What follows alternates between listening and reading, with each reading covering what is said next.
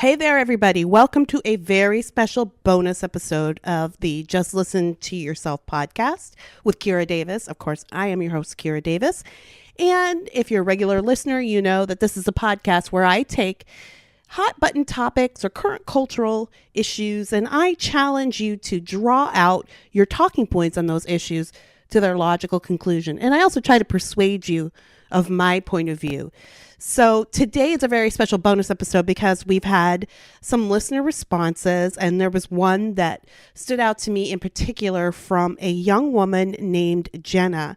And she took the time to write, and this is what I always ask you guys to do. I give you my email address, which is kiradavis422@gmail. That's the address that's open to you to email me about any of these subjects. You can email me about other things, but I can't promise that I'll respond to those. But you can email me about any of the topics on this show. And Jenna took me up on that offer, and she wanted to send me some thoughts on the marriage episode. You can go back and find that. I think that's episode 12 or 13. You can go back and find that. And that's the episode where I wasn't really addressing people who want to get married and have a family and just haven't found the partner or have had other circumstances that have prevented them from doing so. I really was speaking to the people who maintain that they don't ever want to get married, that they don't want to have a family, and that, you know, that's a good choice to make. I argue for the fact that getting married and having kids is good. It's good for you. It's good for society, but also I argue that getting married and having kids young is better. Do it as soon as you can without being an idiot, right? In this day and age, you don't get married at 16 years old. It's not going to work out. In my in-laws' day and age, they were growing up in the 40s and 50s. Sure, you did. My in-laws were 16 and 19 when they got married, and they've been married for 55 years now. Raised 4 children. I think they're on 13 grandchildren and 2 great-grandchildren. So we wouldn't necessarily say that that is something to do these days. But as soon as possible, I do believe you should get out there, get married. I'm not going to rehash the whole thing. Go back and listen to the episode. I think I make my case. I think I make it well. And I feel that was confirmed by Jenna's email. So let me read you this email from Jenna R. I won't use her last name, but she did give me permission to read this email. Hi, Kira. I just wanted to let you know I really appreciate your podcast. The school choice and marriage podcasts you've done recently were really interesting, helpful, and encouraging to hear. In the marriage podcast, I especially liked your points about children and how much they grow you and change your life. I can attest to this being a reality in my life. My husband and I grew up in very conservative Christian homes, and we were taught that the only appropriate place for sex is within marriage. So we got married young. He was 21 and I was 23. I do have something to say about that, Jenna, but I'll wait until I finish reading your letter. And don't worry, it's not bad or weird. We didn't want any kids for at least a few years, though. After we had been married just over a year, I was surprised to find out I was pregnant. Being pro-life, abortion was definitely not an option, but we were terrified of what life would look like with a baby cutting into us time, our finances, our careers, etc. Nonetheless, we had a baby girl, and I am so glad God blessed us with her when he did. It has been the most challenging and rewarding experience ever to be her parent. We have grown so much as a couple and as individuals, seeing our own selfishness more apparently than ever and having to learn to deny ourselves. I hate to think of all the years we would have wasted before we decided to start our family when all our ducks were in a row. Who knows how many years down the road? We would have missed out on the biggest blessing we've ever had. I think our culture really sells a lie about children being a curse and motherhood being a waste of a woman's life. I feel more fulfilled now as a stay-at-home mom than I ever did in a career. I have the opportunity now to love and nurture an eternal soul. What could be more important than that? Whereas our culture would tell me it's more important to grow a corporation. Sorry to go on so long, but that podcast just really resonated with me, and I hoped my story would encourage you. Keep up the great work. Sincerely, Jenna R. And I had a little back and forth with Jenna. It was such an honor to speak with her and talk to her. Her little daughter is Bethany, and she is 14 months old. So welcome to the world, Bethany. It looks like you're off to a great start. You've got at least a great mom, and I'm sure Jenna's husband is equally as great if she married him. Something you said in here, Jenna, really piqued my interest. Not necessarily for what it was, but for what it means. You said that you grew up in a conservative household and you were taught that the only appropriate place for sex is within marriage. And I'm not going to make, well, I do have a moral judgment on it. Perhaps I shouldn't be so middle of the road on it. You guys deserve to hear my honest thoughts. I absolutely do believe that marriage is the place for sexual relationship. I've always believed that since I became Christian myself at 13, 14 years old.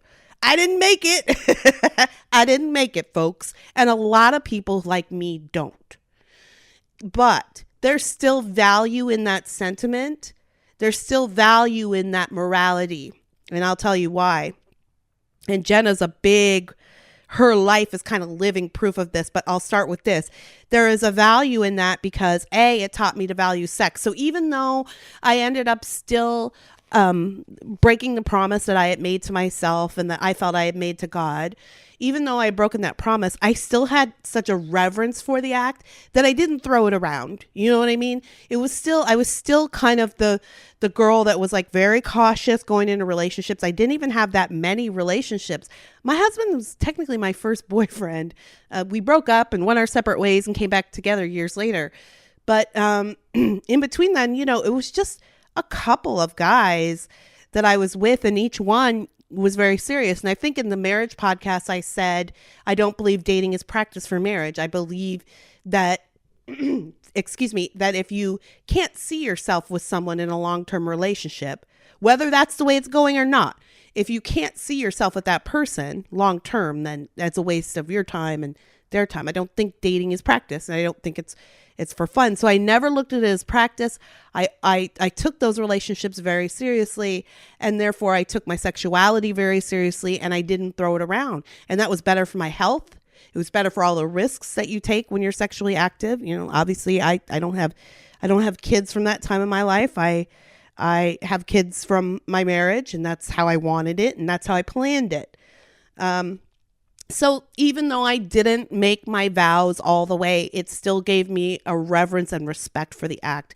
And if I had to do it again, knowing what it is and how it affects the relationship, I definitely would have waited, because I would have loved to have given my husband that gift, the gift of only me. And I know there's a lot of people in my own family even, who are like, well, how do you know you're compatible? And that happens. Believe me, I've known by the way, this isn't rare.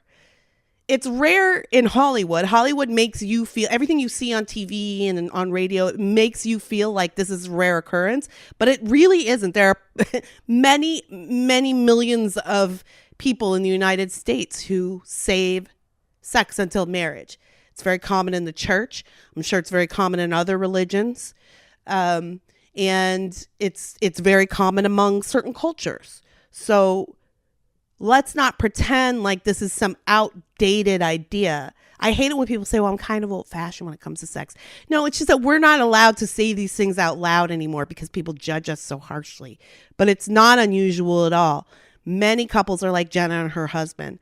And so that gets me to the point of what it meant for me to hear Jenna say that she grew up in this conservative household, and her husband decided to wait, but waiting was hard. So they got married instead. I think that's kind of the point. We can say, well, and we should say, well, God has a plan. God has a plan for our sexuality. God has a plan for our purpose in our lives together. God has a plan for us as single people or as married people.